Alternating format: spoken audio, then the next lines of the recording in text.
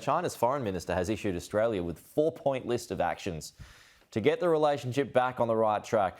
Let's go to our political analyst and professor at Curtin University for a Monday morning debrief here. I do love our debriefs, Joe Siracusa. Good morning to you. And this one now will pivot to China because China loves a list, don't they? Especially when they believe they're not at fault. Good morning, Pete. Hey, look, this is a big deal.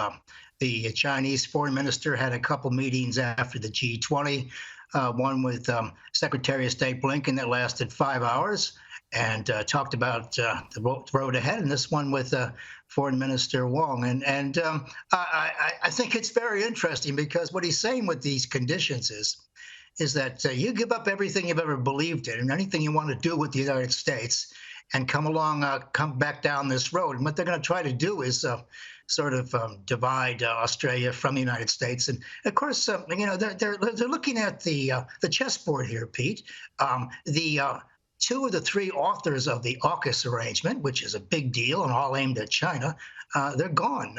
Boris Johnson is gone, and Scott Morrison is gone, and there's no doubt in my mind that Jumping Joe is gone. There's no way that Biden's going to win re-election. In fact, he's barely going to make it through his term. So what the Chinese are doing is they're looking at Australia, and they're figuring out here, well, maybe we can cut a new deal. And they blamed everything, of course, on the last prime minister.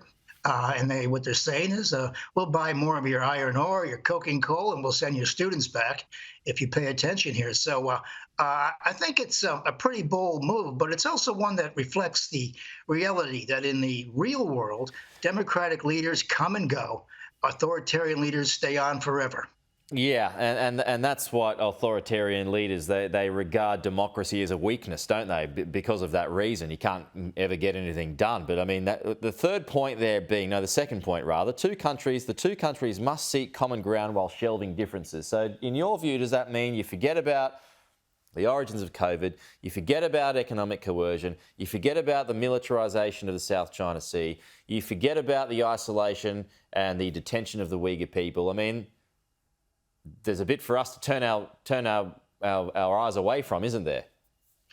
Well, yeah. What the Chinese, in essence, are saying, Pete, is that if you give up your value system and all the issues that have divided us over the years, we can go back to normal. Now, the trouble with the People's Republic of China is, and I've been studying them for 60 years here, is what's normal with these people? I can never figure out exactly what they want.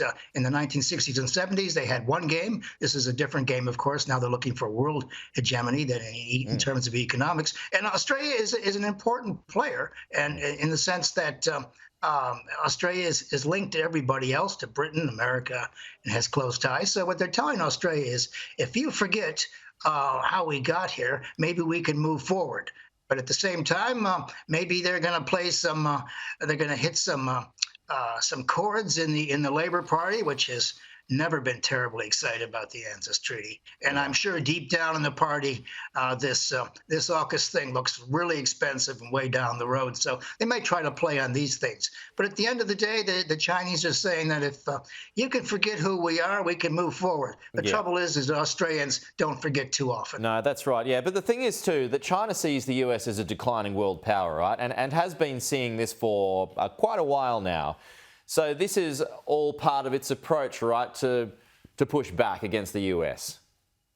Well, yeah, they see the United States as a declining power. Of course, the United States sees the Communist Party of China as an outfit you can easily get rid of. We got war parties in Congress, so the Chinese better not push it too far, as a matter of fact, because they are looking for conflict. But look, the Chinese are going to go after the weakest link here, and the weakest link to them looks like Australia, particularly as Australia is frustrating them in the South Pacific, and Australia will be hand in glove with the United States in terms of its interoperability everywhere else. So yes, the Chinese are asking Australians to forget who they are for a moment and come back to them. The trouble is that Australians are not particularly keen on being led by anybody. I once heard an expression in the 70s, Pete. Somebody was saying that Americans are always, and the Brits are always trying to buy Australia, and somebody said that you can't even rent one. They're so independent. So I don't think the Chinese are going to be very successful. Okay. Joe Siracusa, good to see you. Talk to you again Okay, next week. thank you.